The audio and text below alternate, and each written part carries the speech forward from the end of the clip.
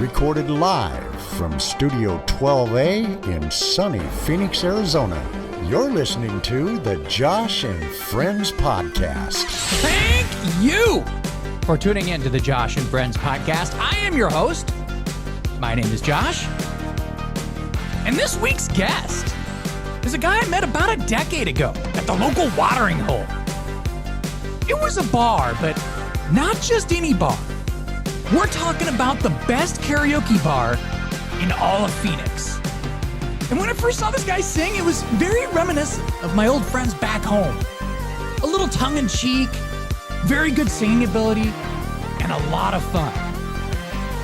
I've had the chance to get to know him over the years, and I'm happy to finally have him on the show. He's one of the very first people I remember seeing when I first came to visit Arizona, and he is here today to discuss his work, his music, and whatever else comes up. So it is my pleasure to introduce to the show my buddy, the one and only, Mr. Chris Topher. Woo! Yes! Yes! Topher! Welcome to the show, buddy. Thanks for having me, man. How's it going, man? Oh, pretty good. How about you? Yeah, I'm doing awesome, man. I'm doing awesome. So where are you right now? Where are you joining us from? In one of the bedrooms, my music room. Gotcha. Awesome. Now, you are in Sun City or where? Actually, I'm in North Phoenix now. Oh, you're in North Phoenix. Did you move? Yeah. Oh, I didn't even know that. Last September, yeah. Ooh, wow. Kind of right down the street from Brigett's. Yeah. I don't know if that's good or bad, but yeah, that's awesome. Wow. So I don't go there as much now. Yeah. So yeah, we're close neighbors now. Yeah. But during the quarantine, you were at the other place, and you had a pool and everything. You're like, yeah, this quarantine stuff is real rough. Having a drink, putting your feet in the pool. Yeah, that was the first time I've really gone in a pool too. Oh. Used to be afraid of going in pools. Oh, really? Yeah, my girlfriend got me into being okay with jumping in the pool, and yeah. Now, are you from this area originally? Where are you from? Grew up in Glendale, Peoria area. Okay, so you are from the area. Oh, okay. Yeah. So you grew up with that who's that old news guy that used to say watch your kids around the pool? Who's that guy? Yes, I know who you're talking about though. It's been a while. Yeah, because around here, a lot of kids die from falling in the pool, so I get that. How's the famous Mr. Cole doing? He's probably at this door right now. He's wondering, why is this door closed? And I hear voices. No, Mr. Cole is a boxer, correct? Yes. I love boxers because they look like strange human beings. They actually all their facial expressions and everything, and you're pretty good at capturing all that on your little videos and stuff. I was never a dog person until I met these two. Dylan, oh, really? Dylan's his brother.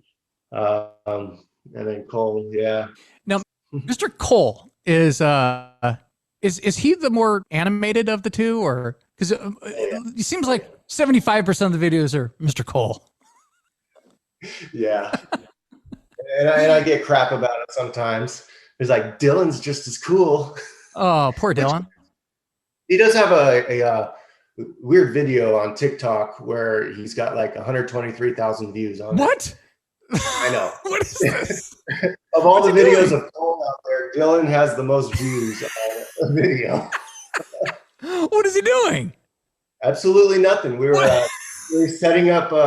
We're going to have a band practice in the house, and drummer was just hitting the bass drum, and he says, "Oh, it sounds really dead in here," or something like that. And I made a little joke, and Dylan's just standing there watching him do that, and. That's awesome. So now everybody knows you as Topher. Obviously, your name's Chris Topher. Yeah. Have you always gone by the by Topher, like as your nickname, or is this just like something that No, on Facebook or something, or what? It was always Chris. And then I'd go to karaoke, obviously. Yeah. And there's always like a bunch of Chris's. So then I started going by Chris Topher. And so, Christopher's not used as much. Right. And then of course, Terry started calling me Chris Topher. Oh. And then it just went to Topher. Oh. And I was like, whatever. Terry. For people who don't know, this guy, there's this karaoke host, and I always thought he looked like Dr. Demento, so I just call him Dr. Demento. But now originated by Terry. Yeah, Terry. Yeah. What is his name for his page or whatever? Darkside karaoke? Yeah, Mr. Darkside or whatever, isn't it? Or karaoke Darkside karaoke? Yeah. Now you're kind of like the who's that actor Topher Grace. Yeah. you know that guy, right? Somebody's like Topher Grace in the background. That 70s show. Now, how old is your daughter now? You have a daughter. Yeah. And your daughter's like, how old? It's weird to say, but she's 19 now. Isn't that crazy? Because I just remember, like, this is weird because this is how long I've known you, which is, I haven't known you like super, super close, but you're one of the very first people that I ever saw when I came to visit Phoenix, which is like in 2009 or 2010 or something like that. And I was like, I recognized him from the first time I came because I went to that bar, the famous Briggett's Last Laugh bar. And I swear I know you were there because like I've talked to you before and you're like, yeah, I've been coming here probably longer than anybody in here. So yeah. So sticking with the Brigget's theme here, how long have you been going to that bar? Man, well, I was originally turned on to it. I was 25, so it would have been 2005.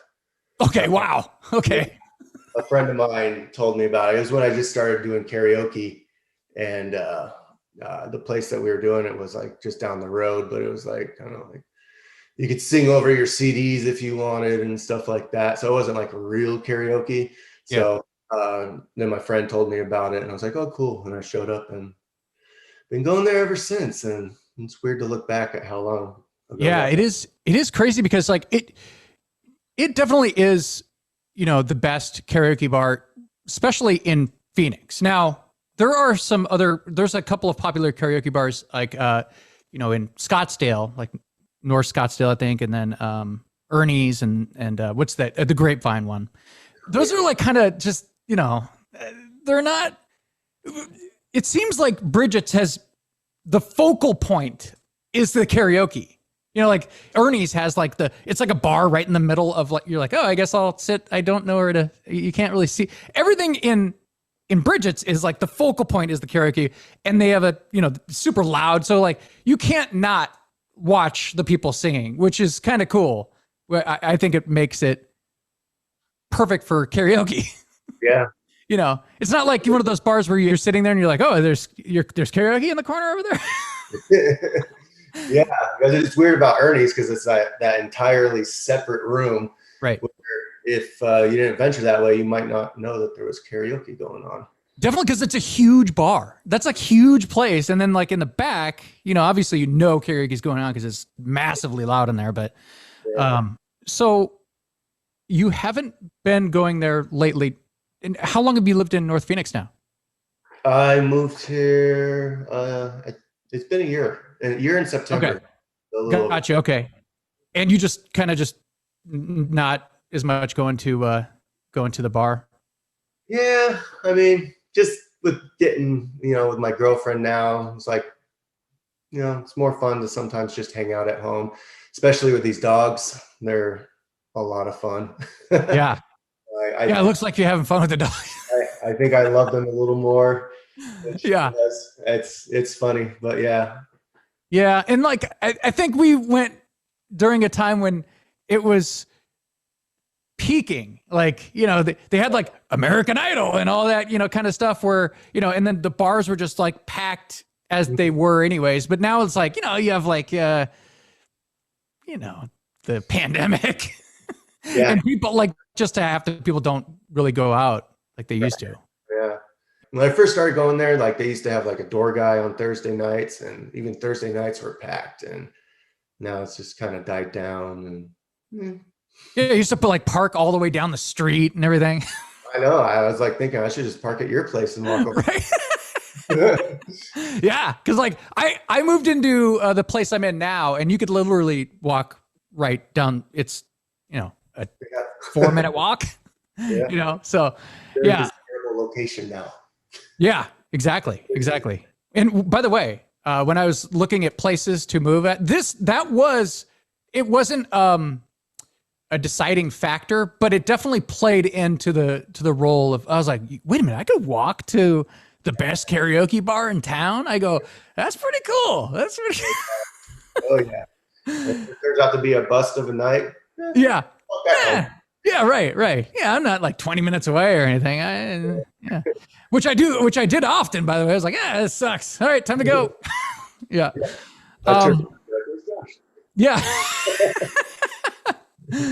Oh man. Yeah. Now, so your singing style. Now, the reason why I remembered you when I first met you is because when you go into a bar and 90% of the people that are singing karaoke are, kind of like, well, what's the most depressing song I could sing? I'm like, okay, like, fuck. Yeah. It's like, shit. And I was like, I hate that. That's why, like, when my buddies and we would go out in Seattle, we were like, dude, let's not do these sad songs. Let's do something upbeat. Let's be fun. Cause like people like to have fun. And I don't even a song that I wouldn't be like, isn't my favorite song ever. Like, I was like, man, I'm going to scratch out like what I had written down. And then I'm going to do like a, song that'll get people going, like Celebration by Kool and the Gang or something, like, you know what I mean? Like anything. And that's what I liked about you is you would change up songs and you would do songs like, I don't know, Billionaire or whatever, like all these, like these songs, but you put your own twist to it. Yes. And I think that was like a kind of a cool thing. Now, how would you describe your style of singing? Well, I am a metalhead. Yeah. Yeah. What the kids call it these days is Screamo. So of course, I do like a lot of screaming, and I always enjoy doing like the pop songs like Britney Spears or Bruno Mars or even Eminem, and doing those songs, and people would be like, okay. Yeah. And then the scream comes in, and all of a sudden people are like, oh. Yeah. Yeah. Cause like, they're like, oh, okay. Yeah. Britney Spears. Yeah. And then you'd be like, ah! It was like, and people like spitting out their beers. Whoa, what the hell's that? I love that. And especially I used to love watching you and Greg. Good old Greg. Yeah. And I'd be like, here we go. They don't know what they're in for here. Like some new bloods in here. They don't know what's going on. So yeah, I'd watch them and I'll be like, oh, here comes Topher. He's gonna go nuts, and people are gonna love it. Yeah. They're either gonna love it or they're gonna be scared. Right. Like, whoa, what is this kind of place? This is kind of freaking me out in here. Yeah. I also liked when I'm always usually good at pairing people up, knowing who people will be able to get along with or mesh well with. That's like when my friend April came into town, and I was like, okay, I've seen them both do the song Evanescence. Yeah. That song, is it Bring Me to Life? Is that what it is? And I was like, I know that they can both kill this song. So I'm just going to place in your guys' name. And you guys are both karaoke rats or whatever. so you guys nailed it. And you guys didn't even know each other. Yeah, we've ended up doing that song a couple times now. So awesome, man. Yeah, it was great. I get to do something like that with somebody because it's always cool. Yeah, cool. It's perfect. It's perfect. So now you're currently in a band. No. Okay, you're not. I'm not. The last group that I was doing was After They Fall, and yeah, we fell apart. Oh, Okay. Well, The so what drummer, happened? the drummer ended up leaving, which wasn't a big shock to me. And so we kind of tried to get it going again, but then the guitarist Drew ended up having a good opportunity in Florida, and Oh, he moved wow. out there, and so that was pretty much the end of that. Oh, okay. Well, you guys have some songs on YouTube and elsewhere, right? Are they on iTunes? They're on iTunes and Spotify, yeah. And it's called After After They Fall. After They Fall. Now, who came up with the name? Was that like a... It was a joint thing. Yeah. I think it was just our group chat. We were just sending in so many different names, and actually, I think we put in. It was actually after We Fall or after the Fall or something like that. Then we found other bands that had like the same name already, so it just turned into a variation of After They Fall, and we were just like, yeah, okay. I was just reading something the other day that Van Halen, they started out as Genesis, and then they're like, yeah, we're Genesis, and they're like, what? You guys are Genesis? There's like a Genesis in England. They're like, oh, I guess we need to change our name. Yeah. That's great. I bet that happens a lot. There's so many names of every. I think of how many bands that have been created over the period of 80 years or whatever. So you had a couple songs that you guys put out like videos for, or was it just that one? The first song that we did together was kind of like a do-it-yourself video. We recorded on our iPhones, and Drew put it all together. And yeah, that was a song called "Runaway," which was our first song. I got a really cool gift from Kelly. He made it was this thing. It's like a Spotify plaque type thing, and you can take a picture of it, and it brings up on Spotify the actual song. Whoa. So That's pretty cool. It was cool. It was the first time I ever released something, and to have it on Spotify and iTunes was cool. So we did that one, and then we had the next song, which was "Back to You," which we had somebody do a lyric video for, and then the third song that we did was very mellow, just piano, and forgot. Every band has to have a ballad, man, for the Yeah, chicks. yeah, and all three songs were kind of all over the place, Yeah. heavy. The second song was still along those lines, but it was a little bit different, and then the piano song, and that was pretty much it for that band. And yeah, and then I also have that project which could technically still be going on that I started with my friend in Brazil. Oh yeah. Yeah. That guy. Yeah. So yeah, you told me a little bit about that guy. Now, so he lives in Brazil. Yes. And he does he do all like the magic on his end or what? Yeah, he's amazing. How did you meet this guy? He's like in Brazil?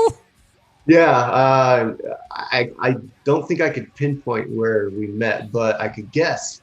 And we're both big fans of the band Dead by April. And I'm pretty sure I just came across his profile through commenting on certain songs. And I just loved his style and the music that he wrote. And it just sounded really good. And we just came into communication, talking. And one day he posted one of his like 45-second snippets of one of his songs. And I was driving home from work and I was like, oh, I got this idea. And just pulled out the phone, recorded a version of it and sent it to him, and he liked it. And we did a song together. And then a year later, we ended up doing another song, and we decided to have a project name, and we called it Procyon. And we ended up doing that song. So we actually have two songs together, but under Procyon, we only have one. And yeah, it was really cool. Huh. We did little videos on the iPhones again. That's crazy. Are you the biggest fan in the United States of Dead by April? In the United States, maybe. Yeah. Now, what kind of music are they? Same kind of genre? Well, yeah, they got a lot of genres now. Oh, really? Probably metalcore, I would say. It's almost also very like poppy sounding. Like their choruses are really catchy, and they got just really good choruses, and they're memorable. But yeah, they've got super heavy songs, and then they've got you know, kind of like the ballad type songs. Yeah. How did you discover them? Well, it was this is something I was going to talk about too. Like I've had like 4 favorite bands throughout my life, Yeah. and at the time the band called In Flames, also from Sweden, was my favorite band. And one of their I think it was on MySpace, they posted a flyer, and Dead by April was on there, and I was like, oh, that looks cool, and I just checked them out, and that's how I found them. Oh, that's awesome. Yeah, That's like old school when people would, go to see a band. Bands like to, have bands that either they really like or that are similar to them, and then someone will go see them, and they're like, "Holy shit, these guys are good." yeah. Yeah. They're really nice guys too. Like they've sent me merch before, just because. So have you seen them? No, from what I've heard, they've only been to the United States once, and it was in New York. I was gonna say probably the East Coast. Yeah, I think it was like 2009, I believe, or maybe even 2007. I'm not sure, but they've only been over here once, and I'm sure someday. I hope so. Yeah, that I'll go to Sweden. Yeah, right. There you go. Yeah, I mean, I'm sure they play a lot over there, right? Yeah.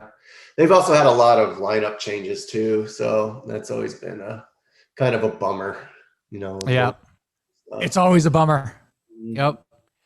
Now, which band do you remember hearing for the first time that really struck a chord with you, as far as you're like, whoa, man, this is my music. This is like, because there's always a band that someone really gets into at the very beginning and kind of steamrolls from there, So what was that first band for you? I'd say ultimately it was Korn. Gotcha.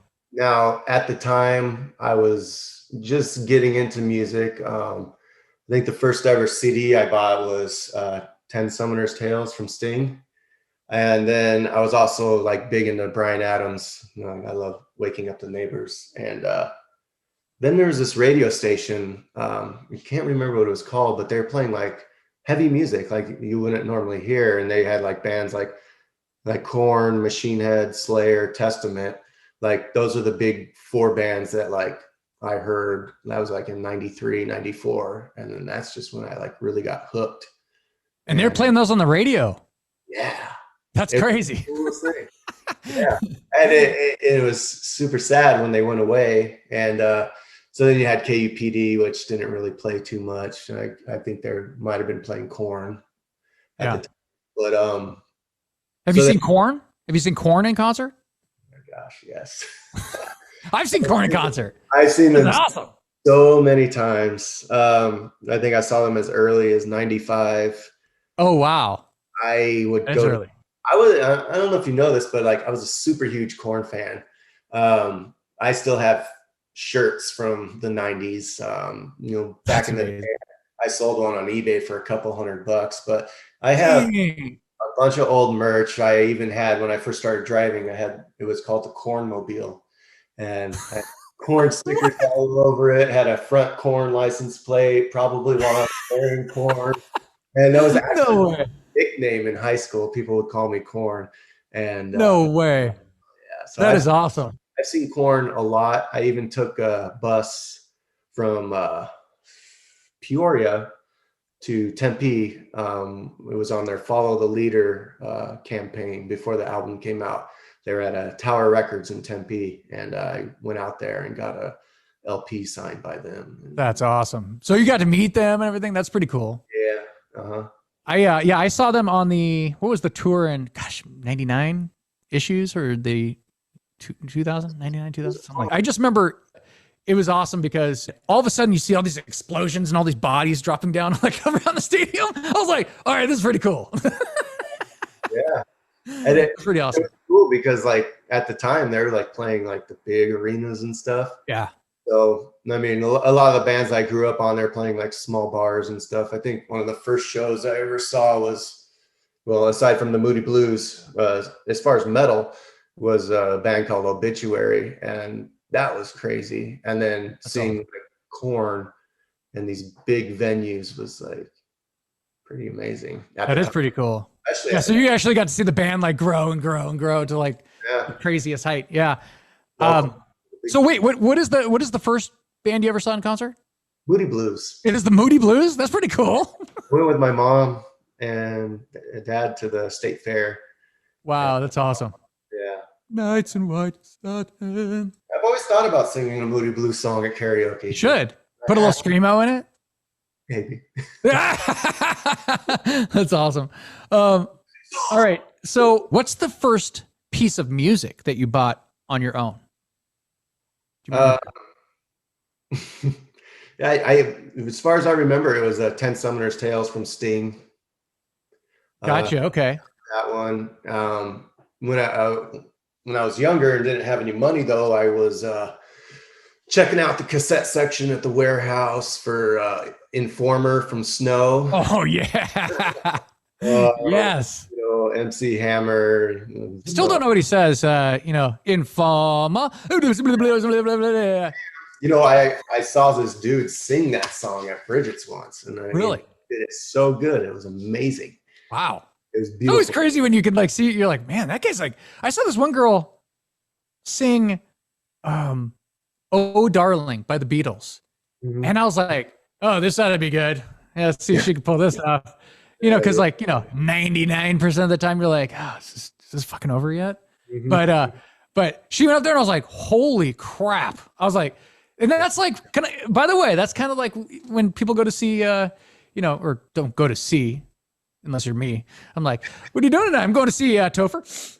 I'm like, whoa, who's that? And I'm like, he's performing tonight at Briggett's. I'm like, is that that dive bar in like North Phoenix? Yes, it is. Yes, it is. No, but when you could see somebody like sing super good, I know that you have, there's actually some people that go to Briggett's that are pretty damn good singers too. You know, like Casey Jones and the famous Topher, and there's some really, really good singers there go there because people want to go and sing and there used to be like a karaoke bar. Where was this place? It started getting kind of, when I first moved here, I was like, man, this place is awesome. It was like a closed off karaoke section. But the outside of it was a dance club. What was that place called? It was in Peoria? Marks? No, it was a pretty popular place, but it like literally like it had a closed off section that was it was like a studio almost, like it was like soundproof. But it started getting pretty bad. Like, it's always bad when you go to a place, when you first go to a place, the beginning of the night, and there's cops cars sitting out in the front. I'm like, okay, yeah, it's the beginning of the end of this place. That never goes well. Going back to Briggett's here for a second, because look, it's where we have the most history. It's Briggett's. Sure, for sure. we're definitely going to get into to your work because I love your work experience. But now Briggett's, every dive bar that I've ever gone to has some crazy stories. Yeah. Now Briggett's is definitely no exception. Now, what is the craziest thing that you've seen, or the most wild thing that you've seen at Briggett's? Because if anybody has some stories, it's the guy that's just sitting there waiting to sing a song and just chilling in the corner, like sipping on his beer. He's like, oh, great, here we go. Because look, if you mix alcohol with, there's always going to be some guys at the bar just kind of like, just got off my shitty job. Here I am. I sit at the bar, just chilling. And then you have like people that are woo, like singing karaoke and like getting crazy and stupid and whatever. But what are some of the craziest things that you can remember that just off the top of your head? I was actually talking to my girlfriend about this. Like the first time we met was at Briggett's, and before I went up to talk to her, there was a guy that was barking at them. Barking like a dog? Yeah, because he found out that they work with animals and they're trying to talk to them, and they're just like just barking. Okay, right. And it's not the first time I've seen people doing weird shit. Oh yeah, yeah. And look, and I'm no like angel. I'm sure I've done ton of stupid stuff there too. But like yeah, there's some weird stuff that have gone down there. Yeah, weird conversations too. Like more recently, I had this one female come up to me. Actually, she sat down with a friend at our table, and then the friend left, and she was just sitting there not saying anything. She taps me on the shoulder, and she's like, "Stop doing that." I'm like, "What are you talking about?" Like, "Stop touching your girlfriend. She doesn't like it." I'm like, he's like, "Yeah, it's disrespectful." Wow. It's like, what's she talking about? And I told her, and she was mad. And she started calling me all these names, and I had to get her out of there. Wow. Yeah, there's some. It is weird seeing how differently people act when they have alcohol in them. Like there was this one time, this big group of people. We were there for a birthday party. This wasn't at Briggett's, but this was at another bar. And this big group of people, we were all kind of like having a great time. And this one guy comes up and he told my buddy Ryan, goes, "Yeah, I just got out of the military." And we're like, and Ryan's like, "Hey man, thanks for your service," and all that good stuff. And then the guy leans over and he kind of gives me that. There's like that light switch where he like looks at me and he goes, "I'm gonna come in here with a gun, and I'm gonna kill everybody in here." And I go, "Whoa, what?" I go, "Wait, what? I'm sorry." And he goes, and I go, maybe I heard that wrong. And I leaned in and he goes, "I am going to kill you and everybody in here." And I was like, I slowly started looking around. I was like, does he have a gun in his car or? And I'm like, I started telling my friends, I'm like, this guy just kind of said he's going to kill everybody in here. And I was like, do we leave right now or what? Like that was a moment where I was like, okay, I don't know what to do. But anyway, usually it's not like that. And he didn't because I'm still here. No, I've also had see people in there and then later on see them on the news because they're wanted.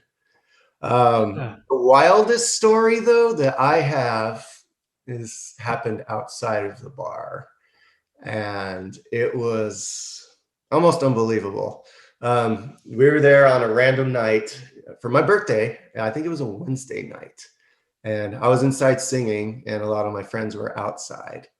And eventually I come outside and to find out that a girl across the street came running out of the apartment with her hands taped. She got her legs undone and she was taped up because her boyfriend was ready to take her probably somewhere and dispose of her. What? Yes. And my friend was consoling her. And they called the cops, and he ended up being like a key witness in the trial. And wow, yeah, we were there till like 6 a.m. in the parking lot, and good Lord, being questioned and all this stuff. It was unbelievable. It was scary. Wow, that is pretty weird. That's pretty weird. Yeah, for sure.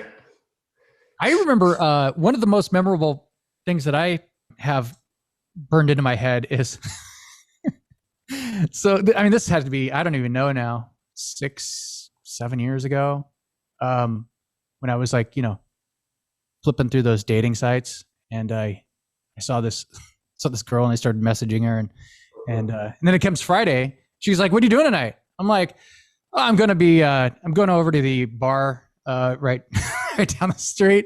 I go, "You should join." And she's like, "Yeah, so what's going on? What kind of place is this?" And I go, "It's a dive bar, but it's really fun. I'm just going to meet up with some friends and everything," which I didn't have any friends that I was meeting there. I was like, I could probably tell Topher, for the team. But anyway, so she's like, "Well, I have my roommates with me. Maybe I'll stop by." And I go, "All right, cool.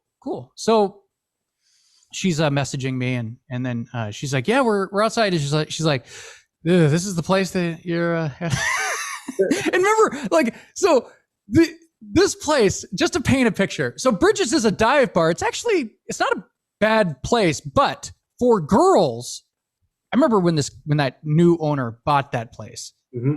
And the first thing I said is, I go, dude, congratulations. I go, here's the number one thing girls say about this bar. I do not like going to the bathroom because of that shower curtain. They didn't have a shower curtain. Yeah, the shower curtains. And he goes, really? And I go, yeah, they literally will, even if they come here, they want to leave, or if they come here, they don't want to come back. So kudos to this guy. The very next week, like, it was already, there was a wall already with a door and everything. And I was like, wow, this guy he's pretty serious. He's not screwing around. So, I mean, I used to walk to the Quick Trip because I did not want to use the bathroom there. I've had people walk in on me. I mean, it's a curtain, you know. They just want to, especially if they're drunk. Just walk in on me, and I was like, yeah, you might want to put in a door at least. Yeah, not that far. I'll take a walk. A joke, but anyway. But I had this girl meet there, and she's like, all right, well, I'm gonna come in here. If I get murdered, it's on you. And I was like, you're not gonna get murdered anyway. So she brought her friends, and her friends are clearly Scottsdale type girls.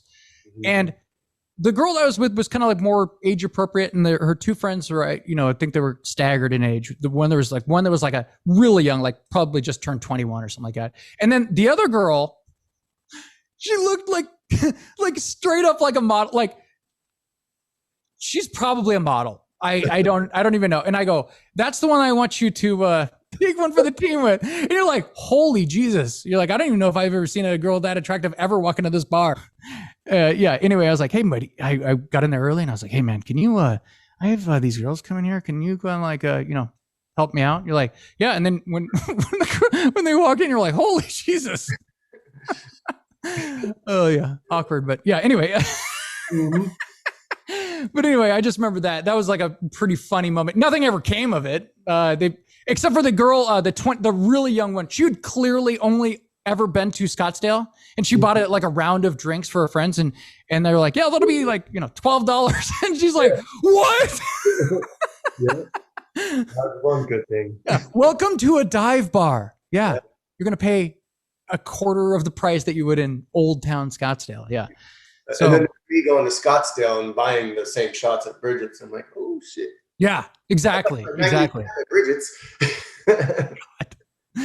Yeah. So there was that. Now I'm always fascinated with bars, and I think that has a lot to do with my dad.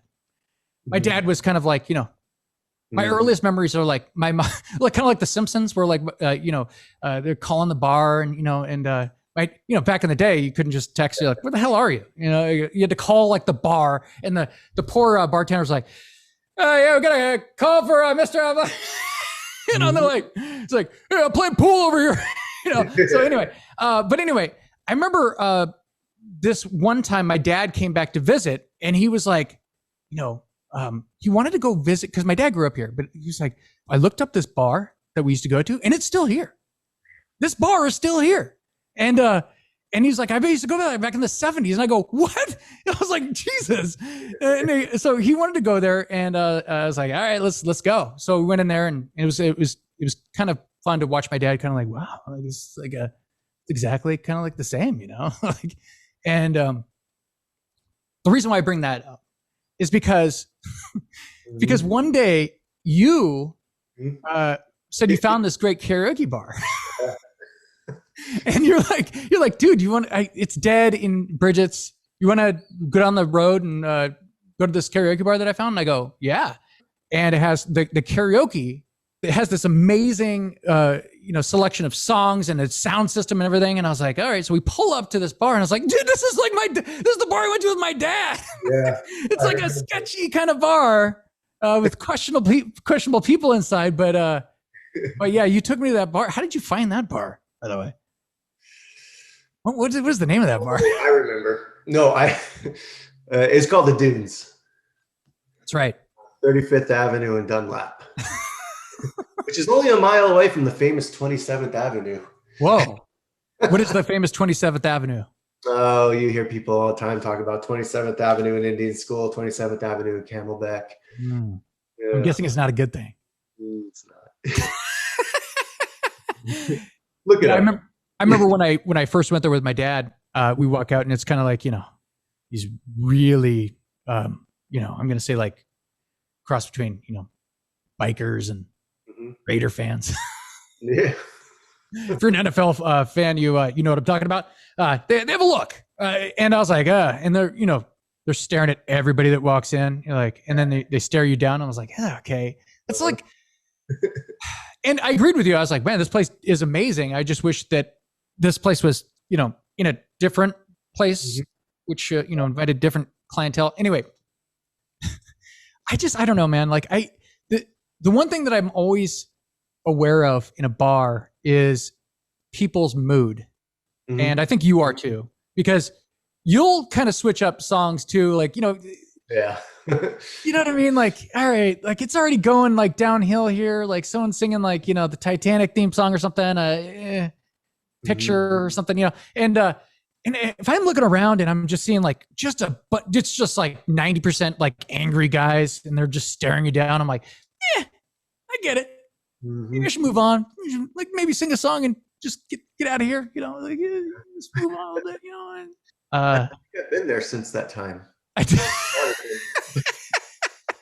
But actually, how I found it though was I drove to another bar at Westgate, and they had advertised karaoke, and really they weren't there. So I was like, okay, whatever. So I got on this like karaoke group, and the Dunes popped up, and so I just drove there.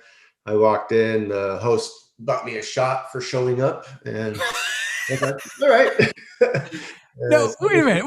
Wait. He bought you. Wait. Okay. Wait. Yes. So he was expecting you, or you told him that you found this place off that thing, and then he bought you a shot, or he heard you sing and he bought you a shot. It might have been the singing too, but he came up to me because he's along the same lines. He sings like Breaking Benjamin and stuff like that too, and he can do the scream as well a little. Yeah. But he came up to me and I was like, yeah, and he's like, how'd you hear this place? And I was like, I just went to somewhere else and didn't find it, and I wanted to go sing karaoke, so I came here. And he's like, oh, cool, and he bought me a shot of tequila. And, dang. Yeah. So I was like, oh, this place is cool. Yeah. I mean, that's always kind of like a red flag to me though. Like, please stay here. I'll buy you a shot. Yeah, it was pretty dead, but yeah. Hurricane Bay. Is that sound right? Yes, I remember that. So like, that big, they actually had like a little like side section that was like kind of like Saturday Night Fever, like a little mini dance floor on the side. And then they had like the big dance. Am I thinking of the right place? Then they had like the little karaoke place, like in the Bell Road and like 35th Avenue. Yes. That's funny that you say that, because I kind of just remember this now with you saying that. Way back when Hurricane Bay was there, they were doing some karaoke contest, and it was being filmed for TV on like a late night, like midnight, 1 o'clock type show. And I was on that karaoke contest, and I sang a Story of the Year song. No way. And I remember recording it on VHS. What? Yeah. Do you have that anywhere? I'm sure if I could find it. Dude, that's amazing. If I could find it. That is awesome. Yeah, I just now remember that. That was funny. Yeah. Cool. That's kind of like the place that I remember. Mm-hmm. When I started going there later, because I moved here in like 2011. But when I come back, I go to that place. I'm like, man, this place is awesome, man. Like this is like a perfect kind of bar, because like if you come there with a crowd, you could like some of the people could go in like the closed off karaoke place, and it's sealed, like it's like it's sealed like soundproof, and then you could go go out dancing if you want. But then it became like the first place I ever sung at. Oh really? Wow. Okay. Sung my first ever karaoke song there. And then you started parking cop cars outside, and I was like, okay, well, time to start coming here. That's which is never a good thing, by the way, anyways, because like then you're like, all right, yeah, there's cop cars outside. I'm like, okay, do I want to like have more than one drink? like, I don't know, like the cops are outside. Yeah. So it's not good. It's not good. All right, man. Let's get to this. So you're kind of like me, man. Like you kind of like work to play, obviously, because you have all your instruments and stuff like that. You do a lot of singing and stuff like that. You're in bands, you do karaoke and all this good stuff. And you had this job. And what is this like? It's like a warehouse job, right? Yeah. Uh-huh. Okay. So you need to tell me first about this warehouse job. What did you guys do there? Sold basically like swamp coolers, mobile coolers, stuff like that. And yeah, I got the job actually from the guy at Brigett's. Oh, really? Oh, Yeah. wow. Yeah, Okay. yeah. I told him, I needed a new job, and he ended up getting me the job there. And yeah. You became like one of the main, like kind of like not, I don't know if were you a supervisor or were you like you're kind of like one of the main kind of like worker dudes though, right? And you'd work with all the temp guys. Yeah, I mean, when I first started there, I think I worked with like four other people. And it was obviously with like swamp coolers and coolers like that, the big time of year, the busy season is during the summer. So when the winter would come around, it would die down. And so that was why they had temps, so they could just, get rid of them.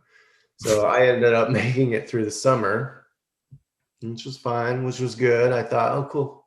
I've been here a couple months and like I wanted a new job and it doesn't seem that bad. And that was like at the original building. And I didn't have too many stories. Well, I mean, I loved your tips. So basically, just to give people paint a picture here. So your temp stories, they just would go on and on. It was kind of like a running series, like you're watching like a soap opera, like an update, or kind of like a WWE, like kind of series where you're watching, like, which like, oh, it's time for like a Monday Night Raw or whatever, and you'd see all this like shit that you're like, your updates were insane because like a job like that, I'm sure the turnover, if you didn't hire temps, would be crazy. But the fact that you hire temps just, they don't have to care about a job, right? No. So, because you could like, fuck this, I'll just go to the next job or whatever, this place sucks, So didn't you have people that would show up and then take a break and never come back? I was amazed at looking back. That's hardcore. I went on Facebook and I was like, I just typed in like work and stuff, and all the stories of how many people came and left. I think the quickest was somebody came in at the beginning of the day, didn't even have a chance to get onto the job. He went to the bathroom and then he disappeared. He never came back. Now, to the bathroom? Yeah, and that was fairly common. Then we have like lunch.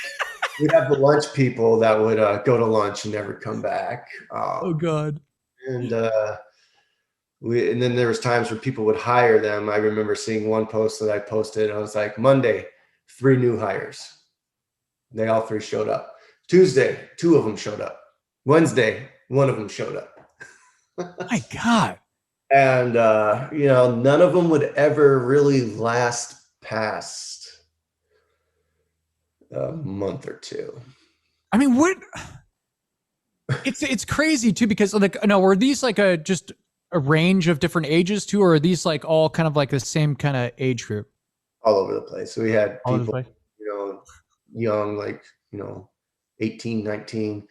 Then we had like older people, like 50, close to 60 even. You have to wonder why they're even there. I mean, it's a so why? What made this place so horrible as far as people not wanting to be there?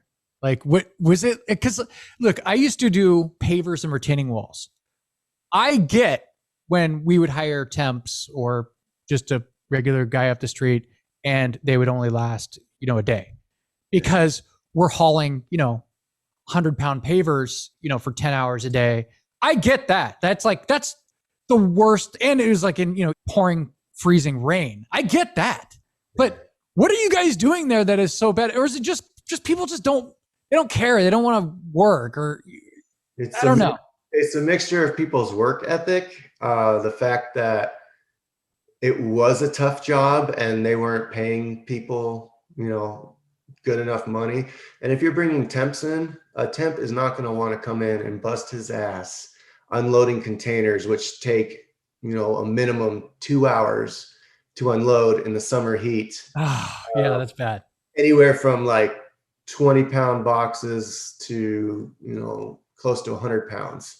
And, a container, there's, Now, like I said, it takes a couple hours. Would you guys manually load these by hand, or were you guys loading these? We would unload them. They'd come in from China, and it'd be a full container full of coolers, and you have to stack them a certain way and take them off the truck. And, a temp is going to probably not want to work there and do that, especially if they're being held to getting it done in a certain amount of time. And, Yeah. The owner was a little ridiculous, like thinking that this would continue to work. And he would always get on my case and be like, oh, you gotta train these people and, get them to want to learn all this stuff. And I'm like, yeah, I mean, are you paying attention to the fact that they're lasting 1 day to a week? I mean, they're not going to want to work here making this minimal amount when they can go as a temp to the next job and make the same amount of money somewhere else. Yeah. And like, oh, this is an air conditioned warehouse here. This is a lot nicer than the. Yeah. And yeah, the people that we got there, there'd be some people that you'd wonder like why they left. And then some of the people we would be like, oh, let's look up MCSO. And we see their mugshots. Oh, they got arrested. Oh, okay. All right. And, and some of the excuses were like, there's some people that said some excuses that were just like, seriously, like of all the excuses, you had to say that. Yeah. Oh yeah. Yeah. It was. Some of your updates were like fantastic. I There's even one, and of course it gets frustrating for me. Somebody that is like, that's my job. And, I'm trying to get through the day with like teaching these basic skills to people and like make the just job. Constantly training. Yeah. Like there'd be one guy, we give him a pallet, like he's making these boxes and we're like, well, they're going to have to go on the pallet. So, I give him a pallet to put them on. Well, he builds these boxes and then just sets them all around the pallet. Sets them around the pallet instead of on the pallet? Yeah. And so he builds all the boxes, puts them on the ground, and then he moves them to the pallet. I'm like, you're doing like you could like save yourself a step over here, buddy. Work here. And a lot of people, they're like, they're probably just out of prison or they're on probation or something, or they're on drugs. Working at like a halfway house over here. Trust me, they were at my work, and they didn't want to be told what to do. Like, oh, don't tell me that. I don't know how to do this. And it just got really frustrating. Like, sir, this is a job, right? This is an actual working facility here. You have to actually do stuff. Mm-hmm. Yeah. Did you ever have people like doing drugs like on your shift? Yeah. I call this guy brute force. Oh. He was very odd. And so the last day, we had 2 containers being run, and he was running back and forth in between both containers and like pushing on the door and saying, yeah, I'm brute force. Like, the hell? Yeah.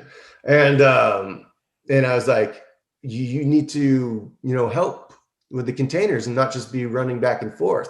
He's like, I am helping them. And like, he was obviously like off on something, and people were thinking like, oh, he's on like cocaine or something. And eventually later on in the day, he's just laying there laying on the ground and passed out. And we're like, oh, okay. And he was like, "Oh, you need to go." We called the temp agency and stuff like that. And I guess he had to go take a drug test and all this. He never came back. He never Uh, came back. Poor brute force. Definitely High hopes for him. I had one guy that was, I just knew he was like sketchy as hell. I walk in and I set my Bluetooth speaker down and go to do whatever. And then I noticed it was gone. I was like, oh, and I'm forgetful sometimes. Like sometimes I'll be like, oh, maybe I did pick it up and set it somewhere. But then I noticed the bag that he had when I originally got there was laying flat. And then when the speaker was gone, it was sitting straight up and it was like bowed out like the Beats pill that I had. And I was like, I know he has it, but what do I do? Yeah, what did you do? And he was outside. He was outside on the phone. Like I feel like he was trying to make a transaction, like to sell it or something. Like this guy was sketchy as hell. He was on the phone. He just was like all over the place. So, and I was just pissed, and I went over, grabbed it, and it was obviously my speaker, and I pulled it out of his bag. And hell, man. I thought it was just for anybody to have. Oh, yeah, okay. So, they asked if I wanted to press charges. I was like, no, I'm just getting the hell out. Just get him out of here, man. And, do you want to press charges and have him come back and murder me? No, I'd rather you just, not have him back. How about that? Yeah. So there was that. And then we'd have people that were like, hey man, I'll be right back. I gotta go get a sip of my Monster drink. It's in the car. Oh, okay. Summertime. Why are you leaving your drink in the car? Right. Like, we're not stupid. It's probably full of alcohol. Yeah. That's what you want to do. Just go drink it and go home or something. And they'd be like shocked when like they need to go home and stuff like that. You're sending me home, bro? Yeah. Dude, I just and there's even a day where like I got heated, and I was like, I got to a point where I worked on a container next to these 3 people. I was like, they're going so slow, it's ridiculous. They were like, working on the container, and I worked on this container by myself, and I would run over and wrap their pallets. And I got like, a good chunk of it done, almost caught up to them when 3 people. And so then like I kind of blew up on them because I was like, screw you guys. I'm making the same amount. I've had even people come in that are on temps, making more than me. And I was like, this is ridiculous. Yeah. And like, I was just going off on them, and they're like all sensitive. It's like, oh, you want us to work hard and blah, blah, blah. And I was like, I mean, I'm not asking too much of you. Right. This is a job. It's not like to hang out and chat. Did you ever get into any actual like altercations? I know that obviously the guy that stole your shit. Yeah. With your stuff back. With that one, I actually chased them all off. All 3 of them left because they were just. They built an alliance. I was mad at them, and then they came back. They came back. One guy came back, and this guy, he was so annoying. He would always like. He'd be like, do the stupidest thing. He's like, oh man, I picked up this pallet and it fell. I bet that's never happened to you. Oh yeah, sure. He always bring up like this random stuff, and he'd tell us that he was a rapper and all this stuff.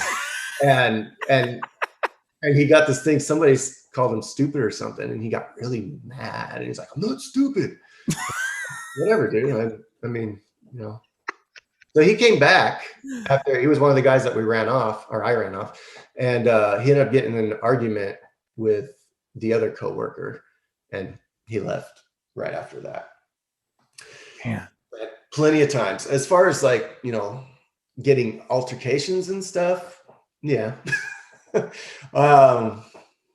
There's one guy that he got into a fight because he was like, I'm gonna get hired by this place. He came up to me. He was like, and it was around that time. I was just over the job. I was like, I'm going to work in my own corner and stuff and just do what I need to do and let you guys do whatever. And so then he was like, he was like so paranoid. He was like, I'm like observing of my surroundings. So I was like, look around and stuff. And if I look towards him, he'd be like thinking I'm like watching him. And then he took it to another level. It was like, well, you think I'm not doing anything? And so then he came up to me and he was like, you just sitting over here listening to your heavy metal and, you're not very approachable and like you look scary and all this stuff and blah. And I was like, whatever. He's like, I'm going to get hired in here and blah, blah, blah. Like, you guys are going to hire me. You think I don't do anything? I was like, wow, dude. Jeez. Calm down over here, man. Calm down. He didn't get hired, but he actually came in because he didn't get hired and picked a fight with my boss. And they got that's a good person to pick a fight with. Yeah. And there was another guy at the time, like I broke my hand. And I told the guy that he had done something wrong about something and he didn't want to hear it. And he just started shoving me. I was like, okay. I was like, my hand's broken, whatever, dude. And he started shoving me. And then this guy jumps off the forklift, spears him into the water cooler, kind of. And they get into it. And it was just nuts. And then he wanted to press charges against him. And he was going to, and I was like, all right, well, the cops talked to me and they're like, do you want to press charges against him since he shoved you first? And I was like, no, but if he's pressing charges against my boss, then I will. Exactly. He dropped him. He got out of there and jeez.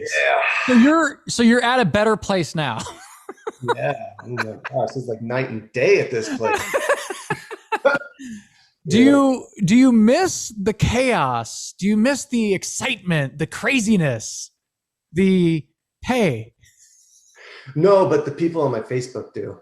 I know when I announced that I was leaving, they said, "Oh, we're gonna miss your stories," and I mean, you're looking at them. They're entertaining, but I mean, yeah, no, I worked at a place probably not that crazy, but when I first moved here, I had to get a job to establish that I, can work in the area. And I worked at a place that was pretty wild, but not, there was always nutty stuff going on. And I would always post about it. And people were like, where do you work? And I'm like, yeah. So it's pretty much the same kind of deal there. Like it never really got crazy after that. But and then just the areas we were in, we always had like weird stories. Like I posted a video a few years ago of this woman, and you're like, who the hell's out there? And she's just yelling at the container, talking shit. So like, I think I remember that. Yeah, I put together. This lady's been over here. It's like a 2-minute video on Facebook of just all these random videos. She's like sitting there talking shit to the container. And then like when we first saw, I was like, whatever. And she's like saying something. And then she like looks at me and she goes, ooh. And she starts like licking her lips and stuff. And I'm like, oh God, this is disgusting. And then I went out there like at one point, like the end of the video, she's just like, I don't even know if I should say what she said, but she was what did she say? It's like, well, I was like, well, what's going on? She's like, I don't know, something about a face fuck. I was like, what? Oh God. She's like, this guy, I was just like feeding into it. And I was like, what are you talking about? I was like, oh, he used to face fuck me. And I was like, oh, what the fuck? I'm picturing a super hot, tall, tan, blonde chick. That's what I'm picturing in my head. Am I close? Very short. It's just scary looking. Been on the streets for a while, obviously. Crackhead. The homeless people were all over the place, and even in the new building that we moved into. Oh man, there's tagging everywhere. They just look like like an abandoned building. And there was one guy apparently, because it was a Halloween store. And so, Halloween seasonal, and he would always sleep there for the longest time, for months, I guess. And so we move in and we walk out to the courtyard and they're like, there's a guy sleeping out here. And in the building that you guys acquired? It was like an outdoor area. Gotcha. Okay. He would break the fence and go in there, and he was sleeping. And we're like, it's like, what are you guys doing here? To us.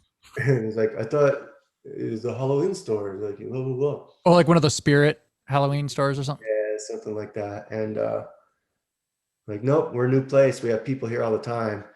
So, you know, you need to get your shit together and, you know, can't stay here.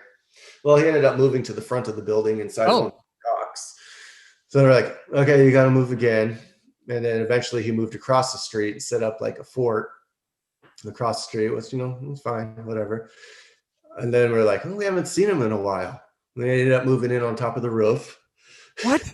Yeah, we went up on the roof and there was like all these blankets. And if this guy worked as hard at, you know, building places and breaking into places, and we even offered him a job. He didn't want it. Are you serious? Yeah. The other guy got really heated because you guys offered him a job.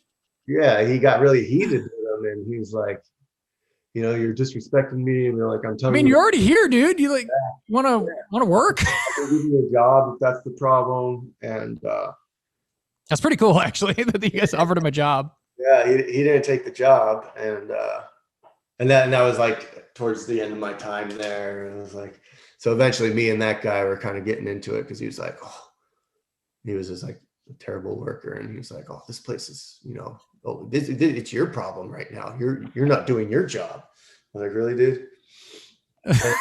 After I leave, I saw on Facebook that they went on strike. And they're outside like, oh, we're not going to work till we talk to the owner, blah, blah, blah.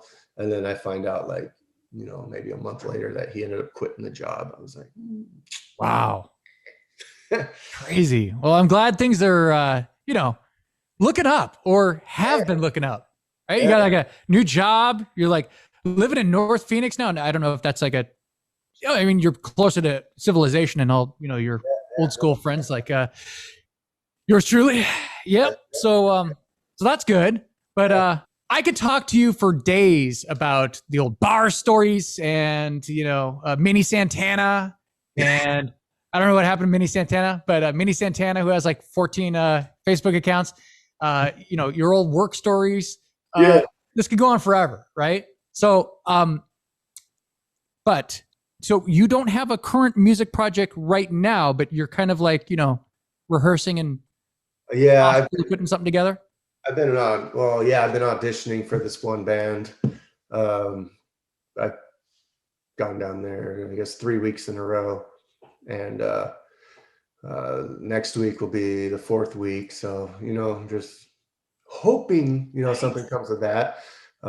They sent me a couple songs to write to, and you know, I wrote to them, and learning a few songs. They had 3 songs that they recorded with their old singer, and yeah.